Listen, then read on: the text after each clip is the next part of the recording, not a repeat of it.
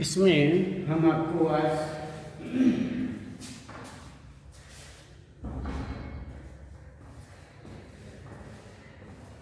बादल को घिरते देखा है, जो कि नागार्जुन जी का लिखा हुआ है।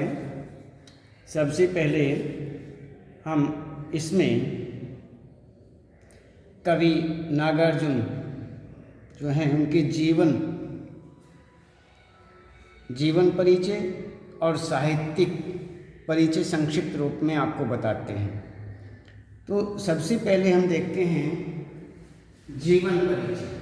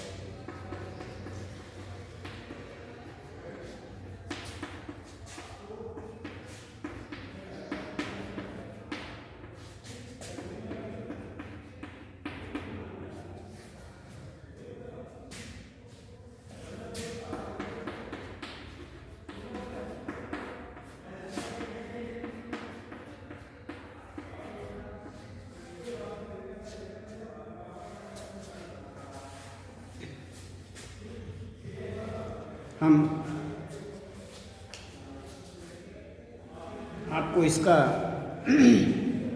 कवि सबसे पहले हम ये बताते हैं ना, कवि का जो जीवन परिचय है उसके विषय में बात करते हैं। अब इसमें नागार्जुन का जन्म इनके ननिहाल सतलखा जिला जो दरभंगा में पड़ता है, दरभंगा बिहार में सन 1911 में हुआ। इनका पैतृक गांव तरौनी जिला मधुबनी में था।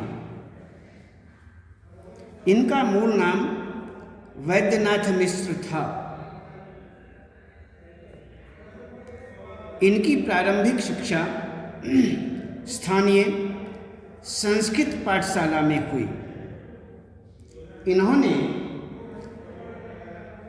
उच्च शिक्षा वाराणसी और कोलकाता में प्राप्त की। सन 1936 में ये श्रीलंका गए और वहीं पर बौद्ध धर्म में दीक्षित हुए। ये सन 1938 में स्वदेश वापस आए। 1938 में फक्कड़पन और घुमक्कड़ी इनके जीवन की प्रमुख विशेषताएं रही हैं।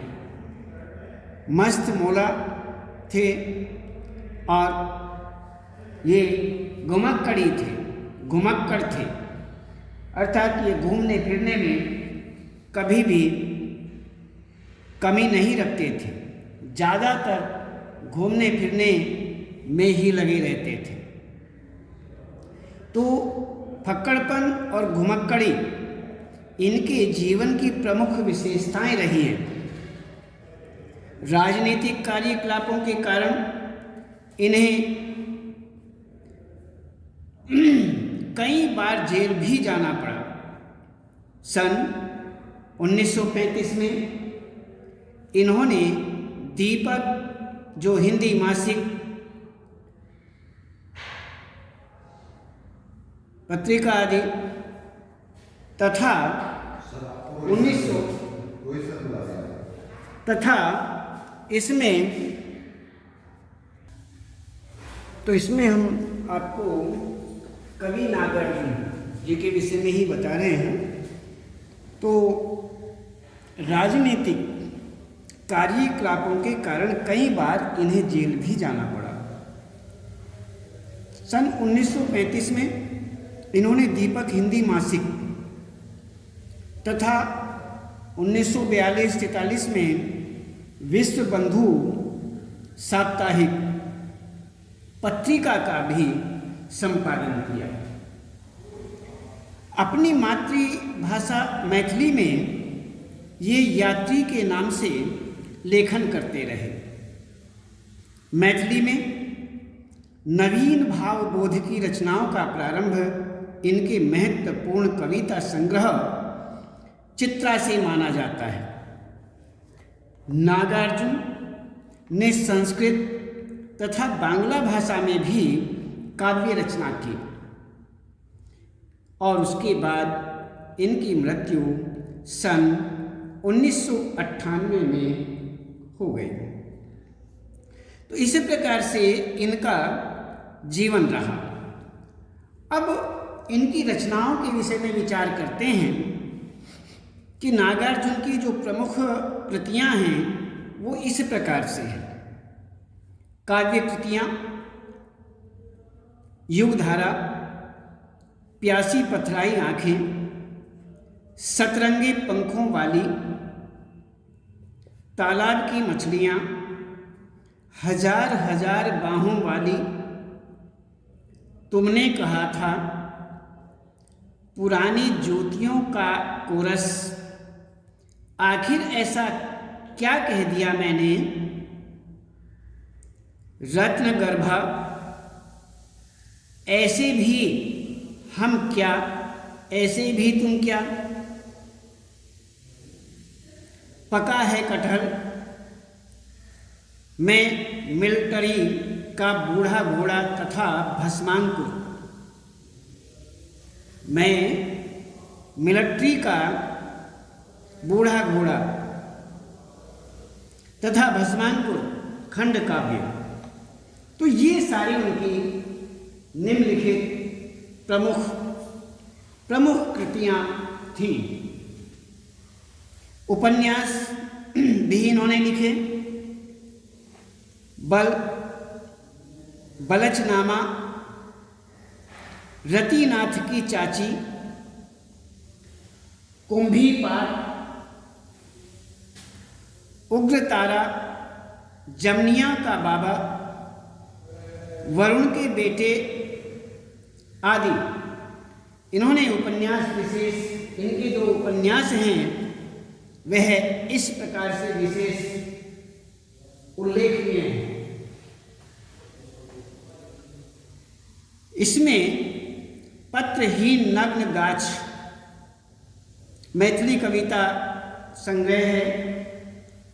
इस पर इन्हें साहित्य अकादमी पुरस्कार प्रदान किया गया। इन्हें साहित्य अकादमी पुरस्कार से भी सम्मानित किया गया। ये उत्तर प्रदेश के भारती पुरस्कार, मध्य प्रदेश के मैथिली शरण गुप्त पुरस्कार, बिहार सरकार के राजेंद्र प्रसाद पुरस्कार आदि पुरस्कारों से भी विशेष रूप से सम्मानित किए गए। इन्हें हिंदी अकादमी दिल्ली का शिखर सम्मान भी मिला। ये इनके पुरस्कार रहे। ये इस प्रकार से पुरस्कृत किए गए।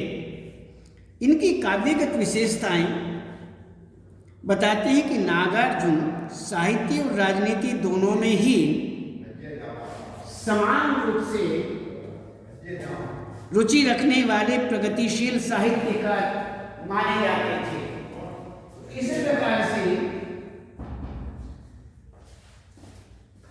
इस प्रकार वे धरती, जनता और श्रम के जो धारा प्रवाही गीत गाने वाले संवेदनशील कवि माने जाते थे। कबीर जैसी सहजता इनके काव्य की विशेषता है। इनकी भाषा में चट्टान की सी मजबूती है। सामयिक बौद्ध इनकी कविता का प्रधान स्वर है। इनकी रचनाओं में तीखा व्यंग पाया जाता है। यह इनकी कविता का प्रधान स्वर है। इनकी रचनाओं का जनता से जीवंत संपर्क माना जाता है। इन्होंने कई आंदोलन धर्मी कविताएं भी लिखी हैं, जिन्हें पोस्टर कविता कहा जाता है। ये अच्छे उपन्यासकारों में भी माने जाते हैं। ये अच्छे उपन्यासकार भी थे। इनकी रचनाओं में लोक जीवन, प्रकृति और समकालीन राजनीति काव्य वस्तु के रूप में चित्रित हैं। अपनी सहजता और विषयों में विविधता के लिए ये विशेष रूप से जाने जाते हैं। विषय की जितनी विविधता और प्रस्तुति की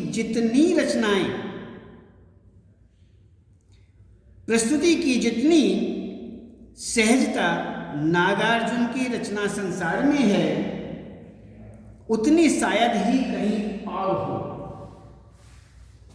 ये छायावादोत्तर काल के अकेले जन कवि हैं,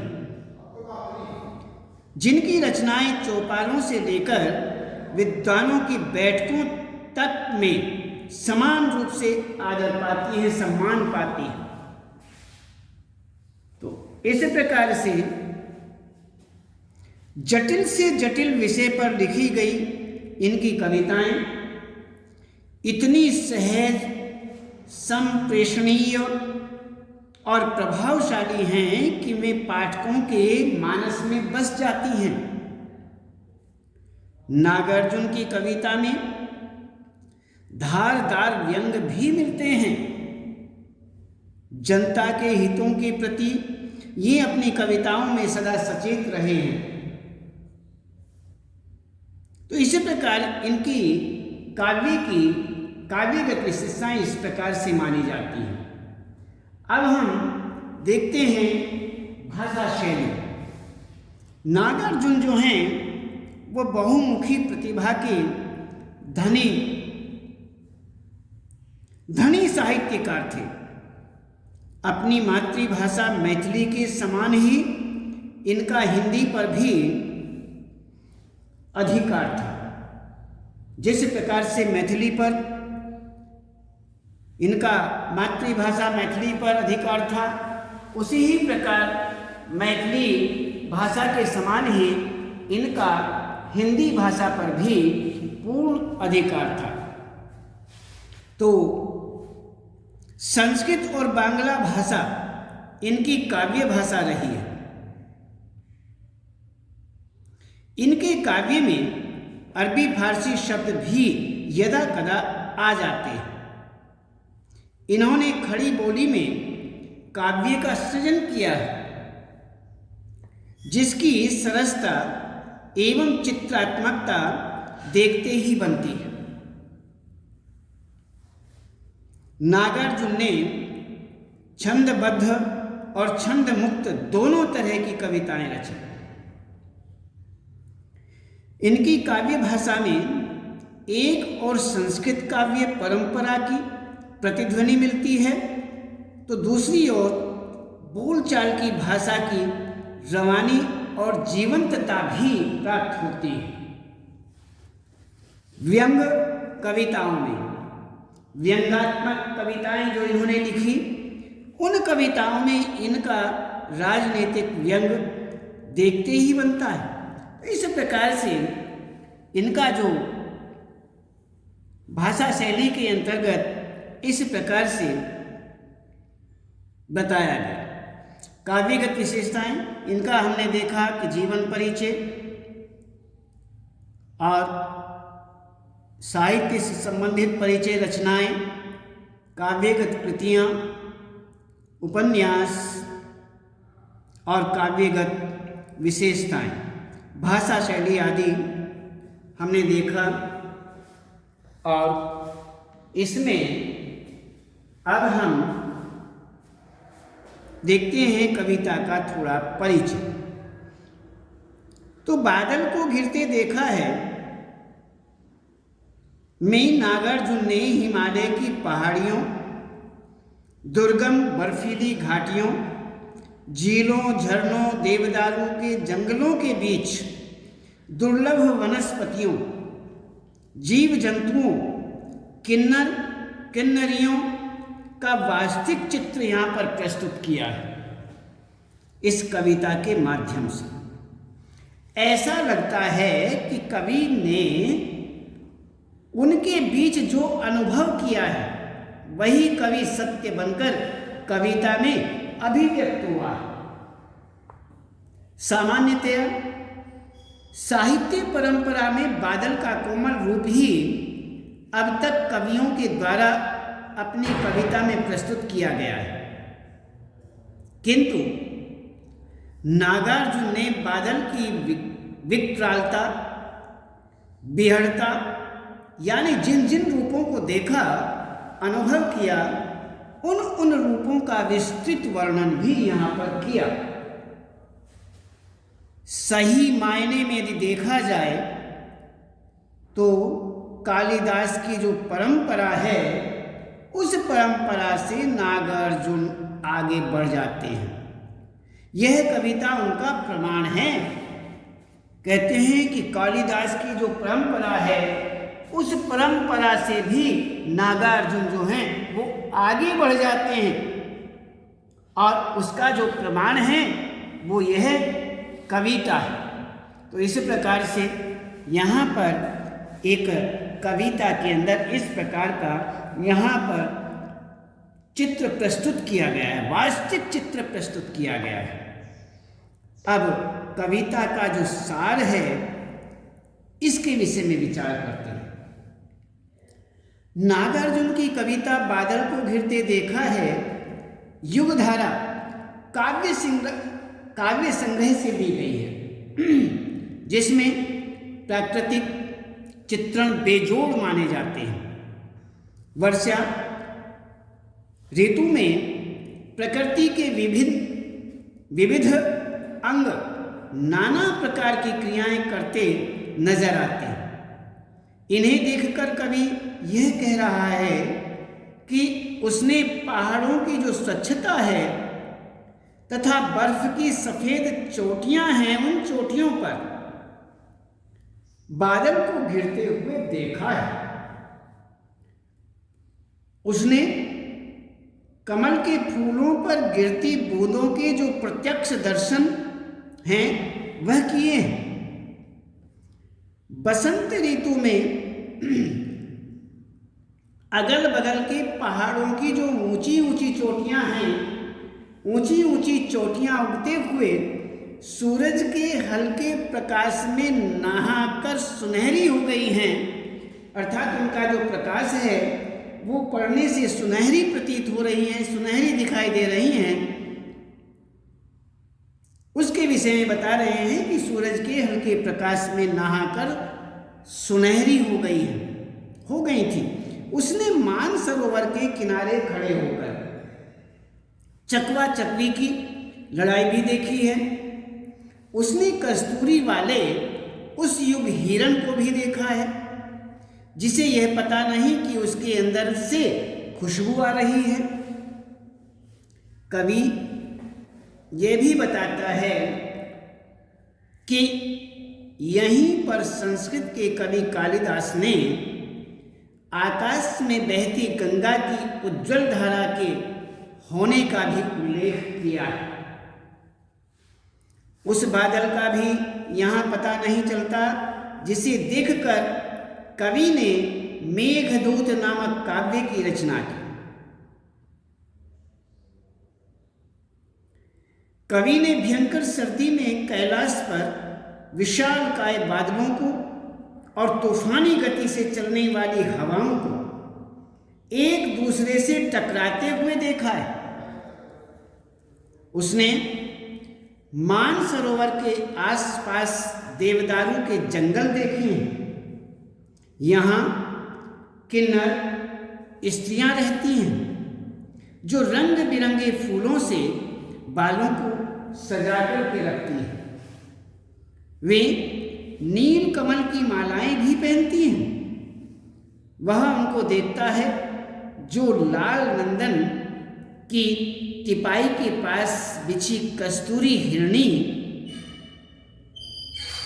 की मृग छाल पर बैठकर चांदी से बने और रत्नों से जड़े पान पात्रों में भरी द्राक्षासव पी रहे होते हैं। द्राक्षासव पी रहे होते हैं। वह द्राक्षासव, द्राक्ष कहते हैं अंगूरों का और आसव कहते हैं उसका रस, निचोड़। तो इस प्रकार से द्राक्षासव पीते हुए पी रहे होते हैं उन पात्रों के अंतर्गत। कौन से? कि जो लाल नंदन की चंदन की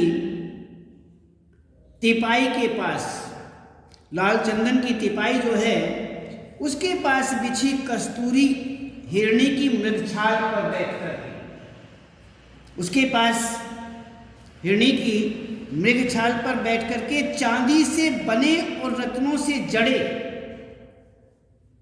पान पात्रों में पीने वाले जो बर्तन हैं उन बर्तनों में भरी हुई जो द्राक्षासव है वो पी रहे होते हैं। तो इस प्रकार से ये उनका कविता का सार है। इसके विषय में ही उन्होंने सब कुछ लिखा और इस प्रकार से हमने देखा कि उनकी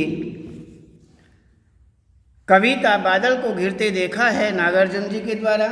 तो नागार्जुन जी का यहाँ पर परिचय हुआ, साहित्य परिचय हुआ, रचनाएं आदि, काव्यगत विशेषताएं, भाषा शैली आदि, और कविता का परिचय और कविता का यहाँ पर जो सार है, सारांश है, जो कविता के अंदर कवि बताना चाहते हैं उसके विषय में यहाँ बताया गया।